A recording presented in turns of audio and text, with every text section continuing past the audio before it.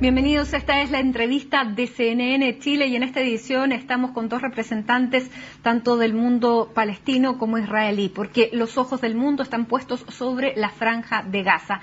El conflicto entre Israel y Hamás no se detiene, peor aún se intensifican los ataques entre un sector y otro. Ya se cuentan en cerca de 100 las víctimas fatales en los enfrentamientos. Queremos discutir sobre este tema y para eso está con nosotros el presidente del Consejo Chileno-Israelí, Jonathan Nogrodsky, y el sheik del Centro Islámico de las Condes, Faisal Morgel. A los dos, bienvenidos, muchísimas gracias por estar aquí en CNN Chile para hablar de un tema que para nadie es un agrado, es una situación muy difícil la que se está viviendo en la Franja de Gaza, en Israel, pero en Chile tenemos la virtud que pese a que aquí se encuentra la comunidad palestina más grande fuera de Palestina y una comunidad israelí bastante fuerte también y bastante grande, hay una convivencia pacífica. Bueno, ustedes tienen los dos familias en la zona. Quisiera partir tal vez por usted contándome cómo viven desde acá, desde tantos kilómetros, pero con una cercanía a lo mejor emocional tan grande, lo que se está viviendo en Israel y en la Franja de Gaza. Mira, es una situación bien particular, muy compleja, porque nuestros amigos, nuestra familia, están bajo una amenaza de cohetes en este momento, y no son solamente ellos, me refiero a 2 millones de personas que, debido a los cohetes de Hamás, tienen que dormir en los búnkers, tienen solamente 15 segundos desde que suena una alarma para poder desplazarse a estos. Entonces la situación se ve muy compleja porque hay minutos en que tú puedes hablar con ellos y minutos que no. Entonces para nosotros es una incertidumbre y eso en general a toda la comunidad judía nos preocupa muchísimo todo el tiempo. Señor Morgel, ¿cómo es la situación de su familia? Entiendo su familia está en Siria, pero también tendrá familiares en la zona que hoy día está en los ojos del mundo, ¿no? Bueno, en el nombre de Dios, el compasivo, el misericordioso, primero muchas gracias por esta oportunidad. Sí, obviamente la situación es bastante preocupante, pero es una situación que se da con picos de preocupación más que en otros periodos de tiempo, porque lamentablemente la preocupación es constante, es una preocupación que se da en forma continuada desde hace ya décadas, donde el pueblo palestino se encuentra confinado en una situación de ocupación en el cual no se le permite tener ni siquiera una nacionalidad, en el cual hay una ocupación que no anexa a su propio país esas tierras para no brindarle los derechos de ciudadanía a un pueblo, y tampoco le da las libertades que tendría que concederle como régimen ocupacionista, como están las convenciones de Ginebra. Bueno, lamentablemente se dan situaciones ante estas injusticias en el cual por cualquier hecho que se pueda producir no hace falta ninguna excusa, lamentablemente, para el régimen ocupacionista de Palestina para realizar estos ataques, como ya lo hemos visto en años anteriores, donde lamentablemente con estas violaciones a las convenciones internacionales, con bombas de racimo, bombas de fósforo blanco, los palestinos lamentablemente por millares no tienen ni siquiera esos 15 segundos que tienen en Israel, y lamentablemente civiles caen por cantidades sumamente mayores. Ya no es un juego de cantidades, sino es una cuestión de justicia e injusticia, sobre todo una injusticia que permanece a lo largo de décadas. Ahora, bueno, estaban en conversaciones de paz en el último tiempo, las conversaciones se interrumpieron, esto ya es un enfrentamiento bastante hostil, hemos visto la cantidad de muertos, claramente son mucho más en el lado palestino que en el israelí, o sea, no hay muerto que valga más que otro, pero la situación es desigual. ¿Qué ha detonado esto? ¿Es Hamás representativo del pueblo palestino? ¿Cómo es la situación desde esa perspectiva? Bueno, desde mi punto de vista, yo como religioso de mi fe, no me gustaría entrar en detalles políticos. Por supuesto, entrando en detalles políticos, decimos que obviamente no una persona o un grupo no es representante de todo un pueblo, ya sea Hamás o ya sea el Fatah, pero cada uno con las políticas que puede llegar a haber adoptado, algunas tal vez con algún grado de extremismo o no, ninguna de esas políticas que puede haber llegado a tomar un líder puede llegar a justificar en ninguna medida la muerte de civiles a mansalva, ni siquiera la muerte de esos mismos líderes por asesinatos selectivos, cuando desde un punto de vista palestino mismo, obviamente ellos no se comportan como terroristas, sino que ellos mismos se ven como partisanos en procura de una liberación de tierras ocupadas. Ahora, ¿cómo se explica la cantidad de muertos civiles por parte del sector palestino cuando Israel tiene la tecnología para hacer ataques selectivos de los que se han enorgullecido, entre comillas, tanto? ¿Cómo se explica esa cantidad de bajas civiles? Hemos visto también un edificio que ocupaba la prensa, que fue bombardeado, un edificio donde vivía una familia completa que resultó masacrada, en que solamente había un miembro de Hamas entre las víctimas. ¿Cómo se puede explicar eso y esta desproporción de fuerzas que siempre hemos visto? Yo creo que primero es muy importante retroceder en el tiempo y ver un poco el conflicto hacia atrás. Hasta el año 2000, cuando se trató de realizar la paz con Camp David en Estados Unidos, en ese momento claramente se rompió la confianza y de ahí en adelante no paró más. El punto es el siguiente: cuando Hamas toma la franja de Gaza y no queda absolutamente ningún judío porque se retiran todos los asentamientos de ahí, empiezan lluvias de cohetes. Incluso desde el año 2001 han habido más de 11.000 cohetes que se han lanzado. ¿Qué capacidad destructiva tienen estos cohetes? Porque siempre se habla que son tantos, pero la capacidad básicamente es bastante escasa de destrucción. Hasta hace unos días atrás había aquí una persona o una entrevista que se le hizo al presidente de la Federación Palestina de Chile, y esta persona le llamó cohetes caseros.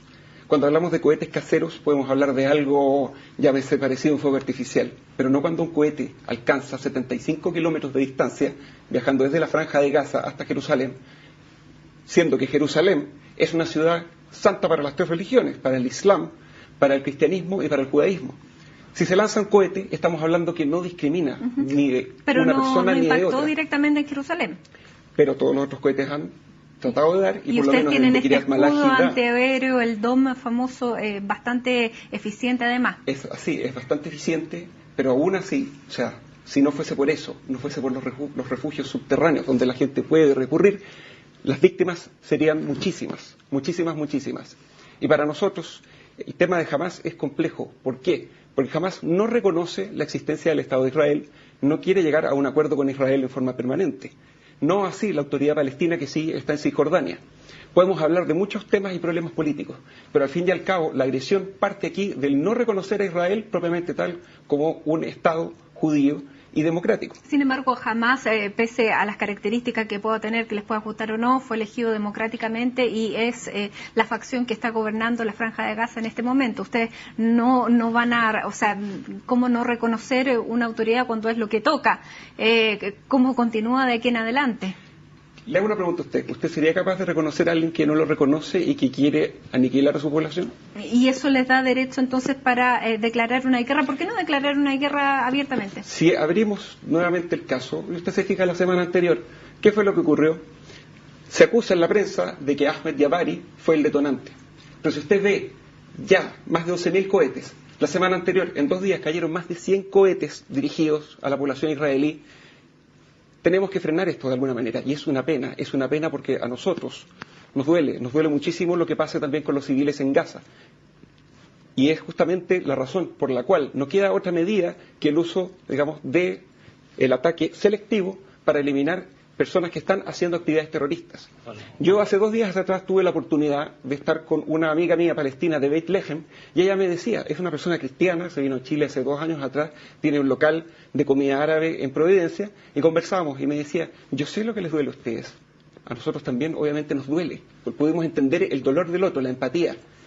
Y aquí pasa que ella misma me dijo, nosotros los cristianos somos perseguidos por el Islam radical de Hamas, tanto en la Franja de Gaza, que posiblemente, no sé, tenemos que averiguarlo cuántos cristianos realmente quedan, o en la zona también de Cisjordania, cercana a Jerusalén. ¿Es un Islam radical, se lo pregunto? Yo pienso que tengo la versión contraria. Yo pienso que precisamente son los judíos ortodoxos radicales los que lamentablemente están maltratando a la población cristiana, y eso lo podemos ver incluso en muchas personas aquí en el mismo Chile que tienen sus familiares ya con testimonio directo. Ya no es una cuestión de juegos, de decir quién es más radical o quién es menos radical.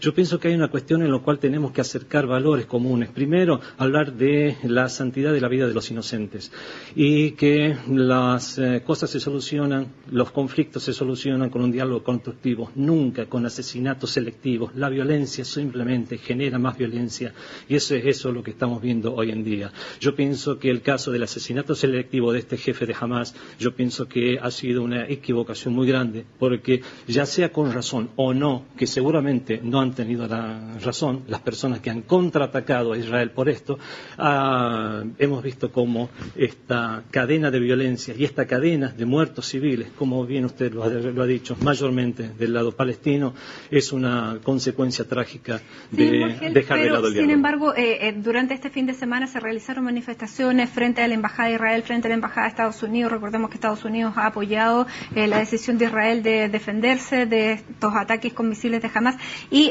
se repartieron panfletos que dicen por la destrucción del Estado de Israel, y que fueron panfletos distribuidos aquí en Chile. ¿Cómo se condice eso con lo que usted nos está planteando y con la sana convivencia que hemos visto siempre aquí entre ambas comunidades? Yo pienso que hay que hacer una diferencia entre lo que es el Estado de Israel y la población judía. El Estado de Israel es un Estado segregacionista, un Estado que desde sus inicios obviamente figura el segregacionismo religioso y racial en su comportamiento, por lo menos, con el trato discriminatorio a palestinos y con el trato discriminatorio que hemos visto también incluso con la población cristiana palestina que está en los territorios ocupados. Yo pienso que aquí hay un criterio que es universal, que es el criterio de la justicia.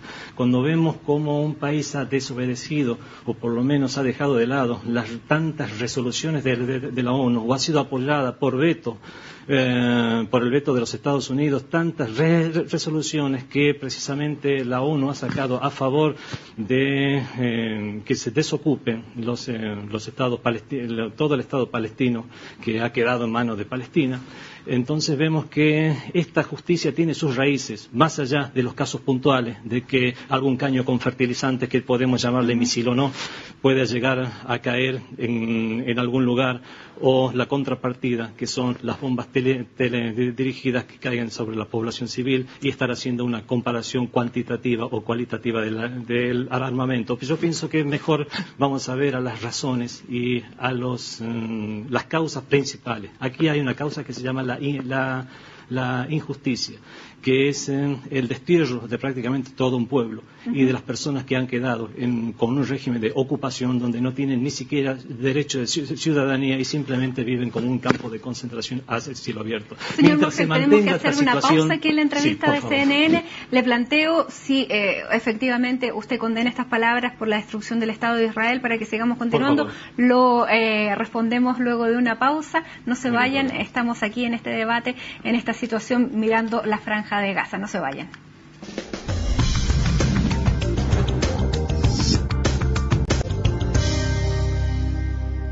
Seguimos aquí en la entrevista de CNN Chile debatiendo lo que está ocurriendo en la franja de Gaza con Faisal Morgel, sheikh del Centro Islámico de las Condes, y con Jonathan Novodgorsky, presidente del Consejo Chileno-Israelí. Bastante difícil pronunciar el nombre. Sí. Bueno, estábamos hablando de cómo se vive en la zona, cómo se vive diariamente, que la situación del muro que divide Cisjordania con Israel es una situación bastante complicada, que puede crear un caldo de cultivo para lo que estamos viendo en el día de hoy. ¿Qué solución tiene este conflicto que es repetitivo? ¿Cada cuánto estamos hablando de lo mismo? Me había preguntado sobre la consigna de la destrucción del Estado de Israel. Exactamente. Bueno, muchas gracias por recordar. Sí, como consigna de la destrucción de personas, obviamente eso es inaceptable. Ahora, como consigna para la eliminación de un Estado que nosotros consideramos porque los hechos lo manifiestan, un Estado segregacionista, obviamente sí, la destrucción del Estado como tal, como Estado y no como persona, para cambiar un Estado violento por un Estado. Porque ustedes reformulación de un Estado, pensando en el principio de que los dos Estados tienen derecho a coexistir. un Estado realmente democrático donde palestinos y la población originaria del lugar, la vuelta de los expatriados, más la población que se les reconozca el derecho, ya sean judíos o palestinos o cristianos o musulmanes, puedan elegir entre ellos sin ningún tipo de discriminación un gobierno representativo para todos. Yo pienso que cuando se logre eso, hasta que se logre eso, yo pienso que lo más justo es abogar por la destrucción del Estado actual como Estado y obviamente no estamos hablando de personas. A mí no me extraña un poco, digamos, escuchar esta posición. Justamente el Islam también tiene lo que se llama el Dar el Islam, que justamente una tierra que fue conquistada previamente por el Islam pertenece al Islam para siempre. Hay corrientes que así lo piensan. Y esa categoría también, en parte, el Hamas y otros grupos radicales la aplican. Entonces, cuando a mí me hablan de que es un Estado segregacionista, o sea, yo la verdad que tengo amigos árabes allá, tengo amigos árabes musulmanes, árabes cristianos, tengo familia allá, cada uno se puede casar por su credo, existen partidos árabes también en la Knesset, que es el parlamento israelí, y culpar solamente a judíos ortodoxos cuando ni siquiera tienen la culpa y son prácticamente la minoría, o sea, no tienen ningún asidero. Ahora, ¿cómo resolvemos la situación actual? Porque estamos viendo imágenes que no nos dejan de sorprender, de hecho que ahora todos hemos visto una cantidad de niños en este conflicto en estos últimos días que, no sé, todos como padres tenemos familia, nos impactan y queremos que eso termine. ¿La diplomacia tiene las herramientas actuales hoy para dar fin a este conflicto en los próximos días, en las próximas horas, o ustedes ven que la posición es más lejana dada las características de este conflicto? Yo le digo que en este momento es Israel versus un grupo terrorista Hamas que lidera la Franja de Gaza. Si Egipto en este momento logra cumplir y mediar la situación, por supuesto que puede parar. Pero acordémonos de que Hamas también cumple lo que se llama la Hudna. La Hudna es un concepto de estabilizarse con el enemigo solamente hasta que yo me pueda armar con la posibilidad de llegar a destruirlo. ¿Tienen posibilidad de armarse, cree usted? Bueno, la pregunta fundamental es aquí. ¿Cómo se puede acusar de ser, cómo se puede acusar a Israel, en este caso, de tener a la Franja de Gaza copada con todo, si abundan lo que son misiles, se pasan por todo lo que son estos canales, la ruta desde Egipto, por los canales subterráneos a la Franja de Gaza? Entonces, empezamos a ver... el bloqueo que tiene Israel sobre la zona. Bloqueo solamente a nivel territorial. Se sabe que acá, digamos, todo lo que sea alimentos y ese tipo de cosas puede entrar. Por supuesto que cuando hay problemas ocurren otras cosas, pero veámoslos desde ese punto de vista. O sea, acá... Pero hoy en día, ¿quién estaría armando a Hamas en Gaza? Lamentablemente está armándolo Irán, que es el mismo que está armando a Hezbollah también en el sur del Líbano, y aquel que también provocó todos los problemas justamente el año 2006 en esta guerra. ¿Comparte esa opinión? Es una acusación más bien. Si los conflictos hubieran empezado con Hamas llegando al poder, si los conflictos hubieran empezado con el triunfo de la Revolución Islámica en el 79, tal vez esas palabras podrían tener un asidero, pero cuando vemos que este destierro del pueblo y estas matanzas que se dan cada tanto en tanto vienen precisamente desde la conformación de lo que hoy se llama el Estado de Israel, yo pienso que el problema va mucho más allá y vuelve al régimen que hoy está gobernando sobre la zona. Hablábamos de la posición de Egipto como mediador en esta situación para, digamos, frenar la escalada de violencia. ¿Ustedes lo reconocen a Egipto como un mediador, como un negociador? Es un mediador que realmente tiene una situación bastante frágil. Precisamente una de las consignas para poder llegar al poder de Morsi fue el hecho de respetar los humillantes acuerdos de Camp David y cuestiones relacionadas a la seguridad de Israel, lo cual implicaba mantener el bloqueo y mantener el campo de concentración de Gaza. Por lo tanto, vemos que lamentablemente ha renunciado a muchas de sus consignas de plataforma política para llegar a una serie de, podemos decir, posturas que le permitan llegar al poder y que le permitan mantenerlo. Yo veo la posición de Egipto como muy frágil en este momento como para que pueda ser un mediador de peso. ¿Y quién estaría hoy día apoyando a Hamas? ¿Es efectivamente Irán? Obviamente recibe apoyo, el apoyo moral de Irán. Seguramente, no tengo conocimiento, debe tener algún otro tipo de apoyo también. Lo que han dicho los medios de información, que es la única información que yo tengo por el momento, es que han caído unos misiles que serían de fabricación iraní. O sea, directamente armas. Directamente armas. Yo pienso que, ¿por qué no puede eso llegar a tener algo de verdad? Cuando ellos, los palestinos, la gente de Hamas, se cree con el derecho de frenar al ocupante, de frenar a todas estas matanzas que se ocurren de cada tanto en tanto, cuando vemos que este régimen no le hace falta excusas como para atacar de esta manera a la población civil, vemos que... Lo veo con cara de sorpresa, pero Israel lo apoya Estados Unidos. No solamente Estados Unidos, Alemania también y la otros. Unión Europea. Así es, entonces me parece un poco, me llama la atención un poco la postura acá, de mi contraparte. ¿Por qué? Porque hay algún Estado que sí lo apoya, pese a que, claro, Irán no goza de la simpatía mundial, pero digamos es lo que tienen. Más allá de Irán, esta operación, lo que es la operación del pilar defensivo, justamente apunta a eliminar la infraestructura de Hamas. Y esa ha sido la tónica hasta el momento, solamente hacer ataques selectivos de la mejor manera posible, porque obviamente entendemos que la población civil en Gaza en este momento, primero que todo, no tiene ningún tipo de búnker y no tiene algún tipo de refugio. Además, si retrocedemos al año 2008, a todo lo que fue la operación Plomo Fundido, el Hamas tenía instalado en el hospital de Gaza, en el subterráneo, todas sus bases. Entonces estamos hablando de que el Hamas se refugia en la población civil para poder después, de alguna manera, recibir y poder mostrar a la gente como víctima. Yo le vuelvo a recordar, la semana anterior los cohetes partieron antes de que Ahmed Jabari muriera. Y si vemos esto, lo retrocedemos y lo vemos, siempre la agresión ha sido, ¿por qué? Porque en este momento, aunque Israel se haya retirado de la Franja de Gaza, y aquí mi contraparte considera que esto es una cárcel, o sea, yo le voy a preguntar, o sea, ¿por qué efectivamente hay alimento? ¿Por qué justamente entonces puede venir, digamos, el primer ministro de Egipto a visitar la Franja de Gaza y no tiene problemas? Entonces, vamos revisando la situación. ¿Por qué ahora? Analicemos la situación. ¿Por qué ahora? Cuando en unos días más, a fines de noviembre, en Naciones Unidas se plantea que efectivamente Palestina sea reconocido como un Estado con la misma calidad del Vaticano. ¿Tiene alguna relación que esto se produzca ahora, cuando podría ocurrir eso?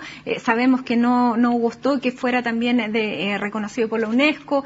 Estamos en una situación bastante parecida a la de 4 años atrás, cuando también recién había sido elegido Barack Obama, y precisamente fue en esta misma época en que comenzó esta ofensiva en Gaza, donde murieron más de 1.400 personas. ¿Por qué este momento?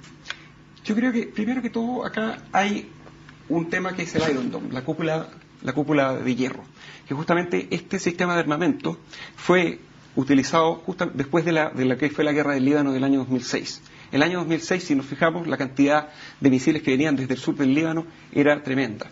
Ahora que se implementó con la ayuda de Estados Unidos, obviamente el Hamas está tratando de hacer una prueba. Y si lo vemos también, se ha hablado, se ha especulado de un ataque militar israelí o de Estados Unidos también a Irán, justamente se actúa como una pequeña prueba a ver qué tal funciona este sistema. Estarían robando la zona, eso es, por eso es ahora y no por las tesis anteriores. También, en parte, y si rescatamos lo que está ocurriendo también en Naciones Unidas, hay una dicotomía dentro de Israel, o sea, no lo veamos también tan solo como una sola postura. Hay diputados israelíes que plantean la posibilidad de reconocer, digamos, al Estado palestino. Obviamente el gobierno actual lo rechaza. ¿Y por qué lo rechaza? Porque ven que tenemos en este momento que negociar entre las partes para poder llegar, digamos, a un acuerdo que permita seguridad para Israel y también un Estado palestino viable, que tenga Gaza y Cisjordania y que tampoco sea una amenaza para Israel desde el punto de vista de seguridad. O sea, con Hamas no. Con Hamas no se puede negociar, con un terrorista no se puede negociar. ¿Qué responden ustedes? ¿Cómo se va a terminar esto? Si dicen que con Hamas no se puede negociar mientras Hamas fue elegido democráticamente. Si se sigue con esta teoría de considerar terrorista al que simplemente está defendiendo una situación que ya se está manteniendo por décadas y décadas, con grupos que han surgido y han desaparecido a lo largo de la historia. A lo largo de la historia, de esta triste historia de la Nakba o de la tragedia del pueblo palestino, vemos que hay una cuestión que vuelve. Yo siempre quiero volver a las bases. Yo, como religioso, quiero ver la parte humana de la situación. Estamos muy mal acostumbrados allá a escuchar las noticias de Palestina. escuchar los muertos en Irak, en el Medio Oriente, en lo que es Afganistán, en lo que es Palestina. Murieron 14 palestinos. Víctimas colaterales. El término víctimas colaterales que se implementó con la Primera Guerra del Golfo, lamentablemente nos ha hecho que el término ya no sea familiar. ¿Qué pasaría si extrapolamos la situación palestina a otro país como Alemania o Francia, en el cual decimos, bueno, lamentablemente como se han escondido en tal barrio unos extremistas, ahora lamentablemente todo el barrio tendrá que ser destruido? Son víctimas colaterales. Obviamente eso crearía realmente una condena mundial. ¿Qué esperanza tiene usted de que esto termine en un plazo breve? La única esperanza que puede haber es que cambie el régimen mundial. Esto ya va más allá del Medio Oriente. Mientras tengamos un régimen en el cual 5 países tengan derecho a veto, si Estados Unidos no hubiera vetado todas las resoluciones condenatorias al Estado de Israel, yo pienso que eso hubiera sido un paso muy importante para que Israel se retire de los territorios ocupados en el cual mantienen un limbo, sin anexarlos a su propio territorio, para no darle la ciudadanía a esas personas y obviamente derechos civiles, ni tampoco darle los derechos que se le debe dar como país ocupante. Vemos que mientras no cambie el sistema mundial y simplemente unos cuantos países tengan esto, las cosas lamentablemente no van a cambiar, porque es el problema. Jonathan, ¿se ve el fin del conflicto? Yo creo que puede haber fin del conflicto siempre y cuando tampoco no se plantee una destrucción de Israel como Estado judío democrático, que yo no vi, digamos, de mi contraparte. Yo creo que ya lo he aclarado. Y también, justamente, Israel aceptó en el mapa de ruta, el año 2003, la coexistencia de un Estado palestino. Estamos hablando que tiene que haber un cese del terrorismo para volver a las negociaciones. El terrorismo de Estado, pienso que el terrorismo viene de Hamas, lamentablemente de la Liga Islámica. También debería llegar a su fin. Jonathan, señor Morgel, muchas gracias por haber estado conversando con nosotros. Bueno, y les agradezco también que esta convivencia, esta conversación que hayamos podido tener ahora, pese a la situación en que estamos viviendo, se replique también en otros países y en la zona del conflicto que está, digamos, tan candente por estos días. Muchas gracias a ustedes. Esta fue la entrevista de CNN Chile. Sigan informándose junto a nosotros.